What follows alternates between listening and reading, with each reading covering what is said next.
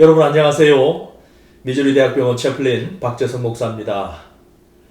오늘 여러분들과 함께 나눌 한 줄 설교 본문은 요한계시록 21장 4절의 말씀입니다. 모든 눈물을 그 눈에서 닦아주시니 다시는 사망이 없고 애통해야 하는 것이나 곡하는 것이나 아픈 것이 다시 있지 아니하리니 처음 것들이 다 지나갔음이라. 아멘.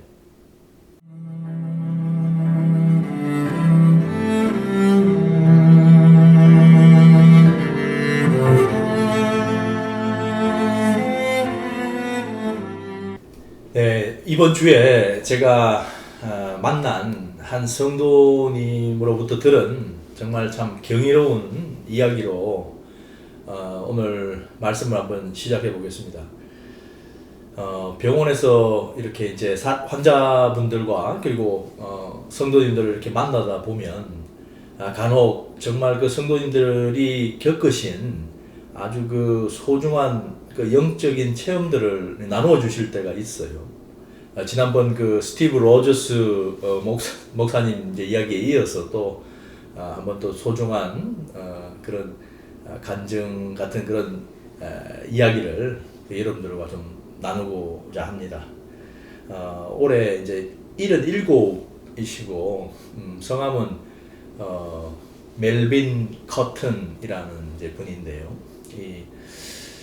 참 그 중환자실에 이렇게 계시면은 아무래도 이게 좀 여러 가지로 좀 힘들어지고 또 우울하고 또 가끔은 이제 더 이상 이제 치료가 어려워서 이제 두 갈래의 길을 선택해야 하는 이제 병원에서 이제 돌아가실 거냐 죽을 거냐 아니면 이제 집에 가서 이제 최후의 이제 시간을 맞이할 거냐 이걸 이제 결정해야 되는 이제 그런 상황들이 있는데 아무튼 이 환우분은 이제 조금 회복이 되셨어요.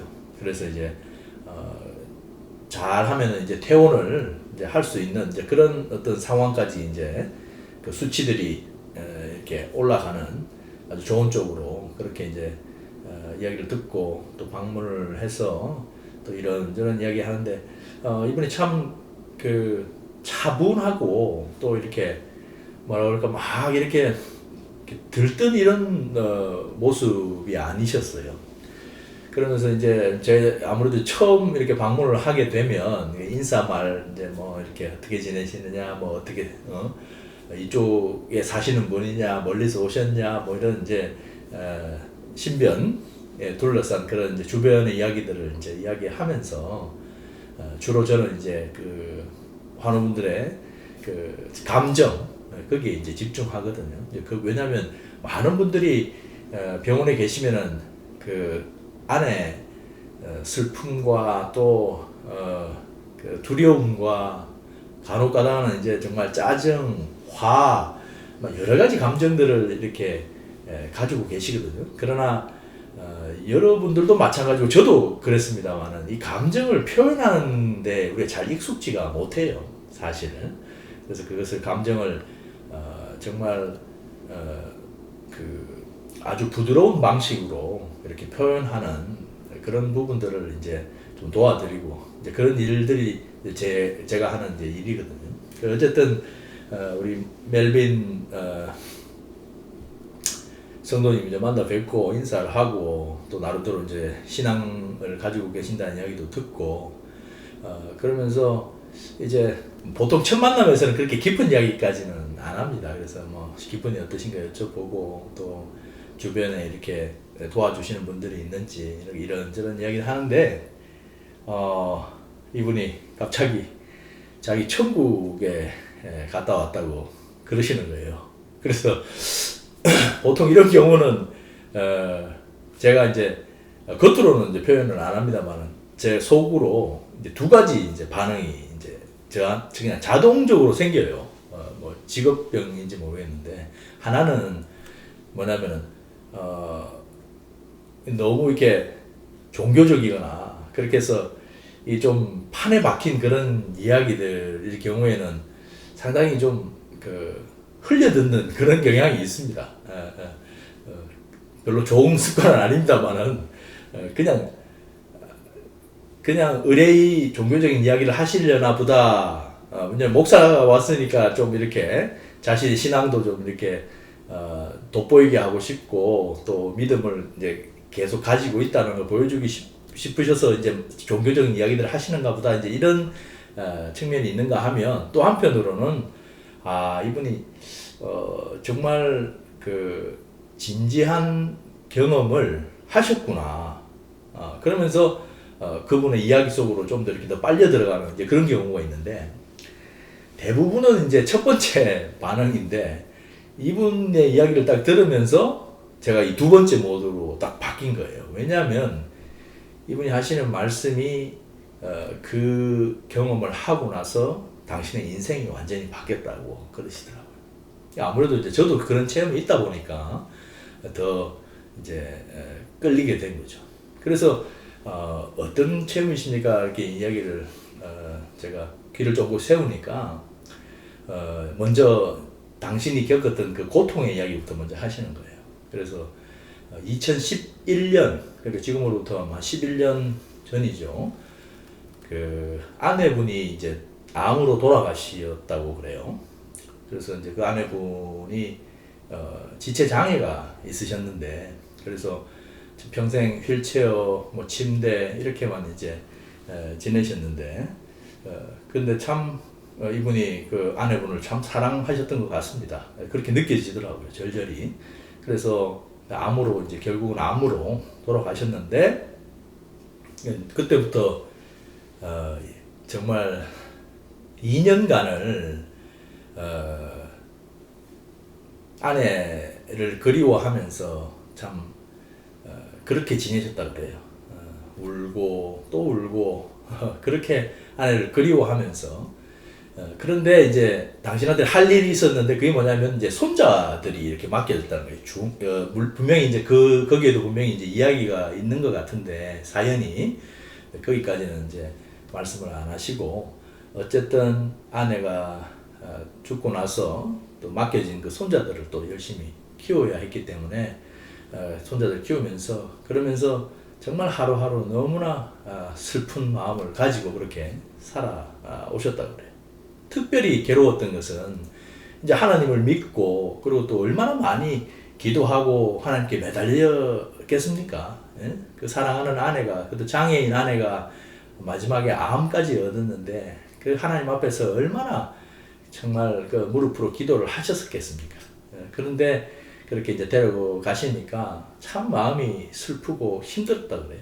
하나님 왜 참 내 아내를 이렇게 이 어려운 시점에 또 저를 이 손자들도 이렇게 키워야 되는데 아내를 이렇게 데리고 가십니까 하면서 하나님 많이 원망하고 또 슬퍼하면서 정말로 아내를 한번 볼 수 있게 또 정말 하나님 왜 저한테 이런 일이 일어났습니까? 마치 참 성경 속에 고난을 겪는 참 욥처럼 또 그 주변의 어떤 고통 속에서 하나님께 이렇게 울부짖었던 시편의 수많은 그 기자들 그리고 뭐 우리가 저희들도 다뤘던 그 하박국처럼 하나님께 그렇게 애절하게 이제 매달리고 그렇게 하셨던 모양이에요. 그런데 아시겠지만 정말 그 하루하루가 얼마나 그 고달프고 힘든 날들이었겠습니까? 아내가 죽고 그리고 그 하루 그렇게 거의 한 2년 가까이를 이제 그런 질문과 또 그런 고통 그러면서 일상을 이제 살아오시다가 그 아내가 돌아가셨던 그 겨울 그러니까 이제 2년 지난 그 겨울에 정확하게 몇 월인지는 기억을 못하시고 아내는 12월에 돌아가셨다고 그러는데 어쨌든 겨울 밤에 이제 손주들을 이렇게 다 저녁에 이제 먹이고 또 잘 자거라 이렇게 하고 나서 방에 이제 침대에 누우셨는데 갑자기 음성이 들리는데 가서 손자들을 좀 다시 불러와서 인사를 다시 하라 그러더라는 거예요. 그래서 이상하다 이게 무슨 일인가 하고 다시 이제 손주들을 모아서 이제 굿나잇 키스를 하고 다시 인사를 하고 그러고 돌려보냈는데 자기 침대에 와서 보니까 옆에 그 돌아가셨던 그 아내분이 서 있더라는 거예요. 그래서 이게 꿈인가 생신가, 그분도 정신이 하나도 이제 없었던 모양이죠. 그런데 갑자기 이 아내분이, 자기를 이제 어디로 데리고 가는데, 그래서 이제 그 길을 이렇게 걸었다는 거예요. 근데 그 길이 이제 뭐라고 하시냐면, 이제 벽돌로 된 이 길이 쫙 나 있는데, 그 양쪽으로 막 어마어마한 그리고 형형색색의 그 꽃들이, 그래서 꽃밭이 이렇게 쫙 펼쳐지는데, 이게 말로는 표현을 할 수 없는 그런, 꽃길을 아내와 함께 걸어가셨다는 거예요. 걸어가셨다. 그러면서 무슨 말을 할 것도 없이 그냥 그 너무너무 그 좋아가지고 그 아내와 함께 그 길을 걸어가다가, 야, 이곳이 천국이겠구나 하는 이런 생각이 들었다는 거예요. 그리고 정말 이게 정말 천국이구나 하고 이제 확증을 이제 당신 스스로는 그 짧은 순간에 하게 된 게 뭐냐고 했더니, 이제 그 길을 이제 쭉 걸어서 가는데, 난데없이 그 꽃 안에, 꽃밭 속에 이제 돌아가신 외할머니도 이렇게 아주 환하게 웃으시면서 그렇게 계신 모습을 보면서, 야, 내가 정말 천국에 왔구나. 그리고 그 아내와 어떤 정다운 이야기를 나누셨는지 그 이야기는 없으셨어요. 그런데 그 아내와 그 시간을 보내고 갑자기 이제 정신이 들었는데 침대더라는 거예요, 자기가. 그러니까 그런 걸로 봐서는 이게 꿈속에서 일어난 일 같은데, 그죠? 정신을 차려보니까 자기가 이제 침대에 누워있더라는 거예요.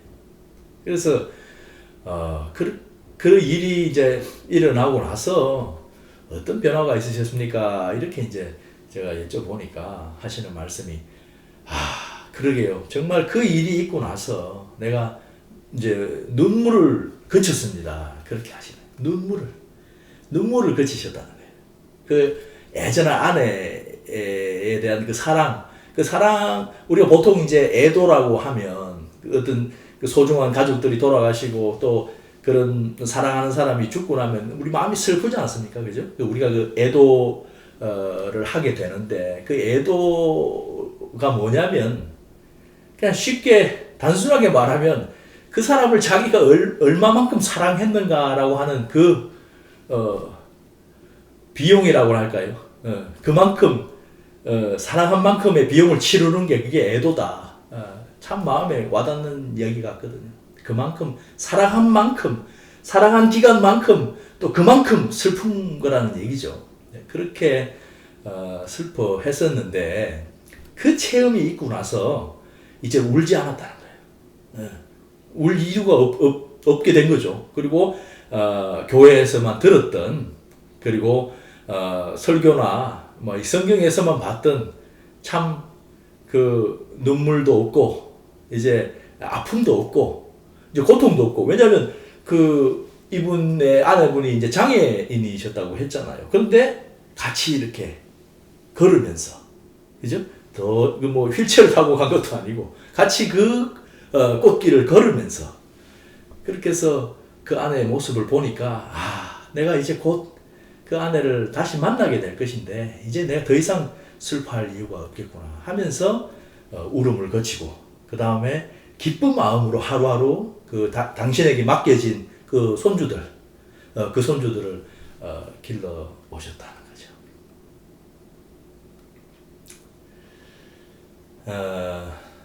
믿는 분들은 이걸 아멘으로 이 이야기를 이제 받아들이시면 되고요. 혹시 진짜 그런 게 있겠나?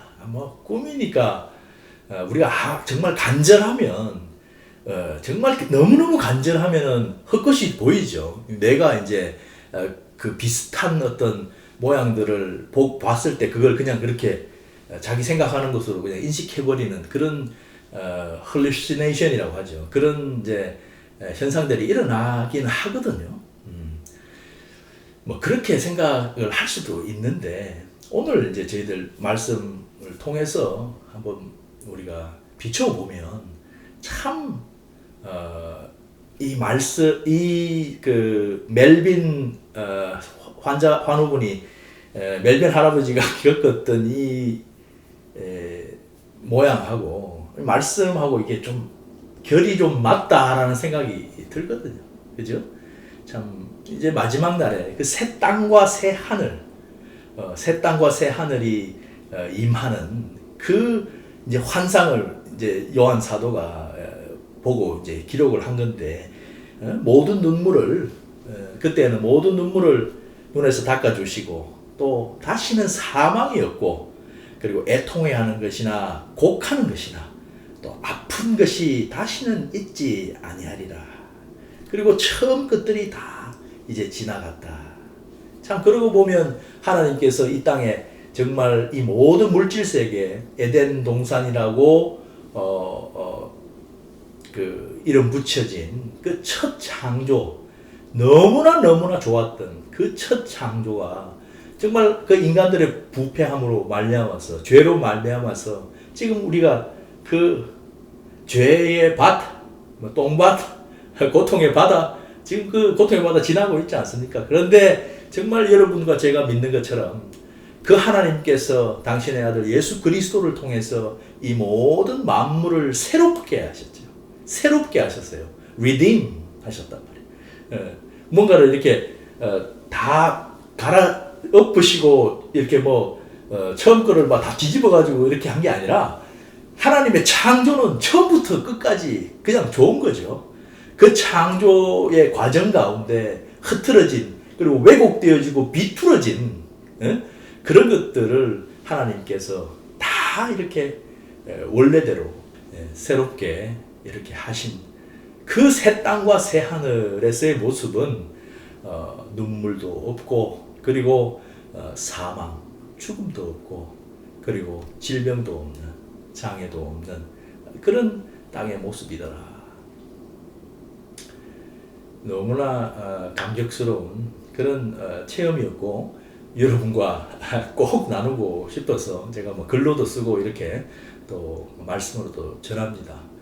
정말 이런 체험들을 여러분과 저도 꼭 한번 할 수 있도록 어떻게 하겠습니까? 어쨌든 주님께서 이런 정말 필요할 때는 이런 간절한 상황에서 분명히 이런 은혜를 부어주신다는 사실을 우리가 믿고, 그 하나님께서 부어주신 그 은혜 속에서 우리 하루하루 살아나갈 때에 정말 힘들고 고통스러울 때 주님을 더 찾고 찾아야 할 이유가 여기에 있지 않겠습니까? 그렇게 하면 하나님께서 반드시 그것을 뚫고 나갈 수 있는 이런 참 divine intervention이라고 하는 하나님의 개입, 이런 부분들을 분명히 우리에게 보여주신다는 사실이죠. 그래서 아무튼 지금 어려운 상황, 또 여러 가지로 고통스러운 그런 상황에 계신 분들이 오늘 이 방송을 보신다면은 저분은 저렇게, 근데 한번 잘 생각해 보세요. 이분도 그 때가 이를 때까지 2년이라는 시간이 이게 보통 시간은 아니지 않습니까? 그죠? 그래서 왜 저분은 되는데 나는 안 될까? 그렇게 해서 실망하지 마시고, 역시 하나님이 하신 말씀, 그것은 반드시 그 때가 이르면, 때가 차면 이루어지는구나. 그런 믿음 속에서 꾸준하게 기도하시고 또 말씀 안에서 그런 은혜들을 구하시는 것이 가장 좋은 방법이다. 우리가 정말, 그리고 그런 체험을 여러분들이 하시게 되면 이제 이분처럼 그 종말에 이르를 그 상황들을 우리가 이제 현실로 받아들이기 때문에 우리의 삶이 바뀔 수밖에 없습니다. 네.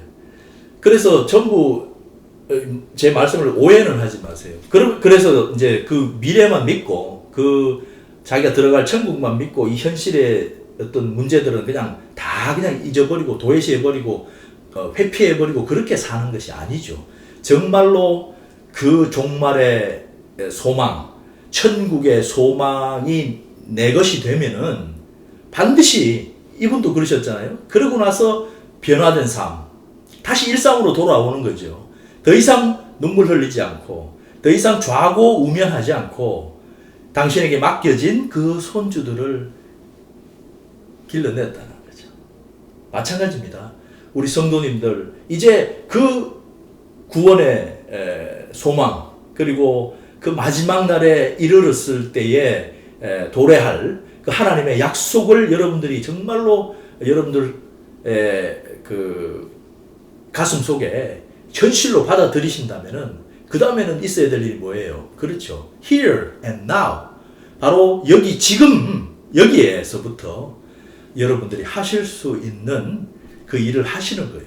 첫 번째로 기쁨을 선택하시는 거죠. 매 순간마다 어려운 순간에도 내가 짜증낼 수 있고 화날 수 있고 내가 넘어지고 좌절할 수 있지만은 내가 그 종말의 현실 그리고 내가 그 소망, 천국의 소망을 믿는 사람이기 때문에 내가 여기서 짜증내지 않고 내가 화내지 않고 내가 바로 온유하게 이 상황에서 상황을 대처하고 또 그 문제보다 더 크신 하나님께 이 문제를 가지고 나가서 내가 해결을 받겠다라고 하는 그런 삶의 자세로 돌아오게 되는 거죠.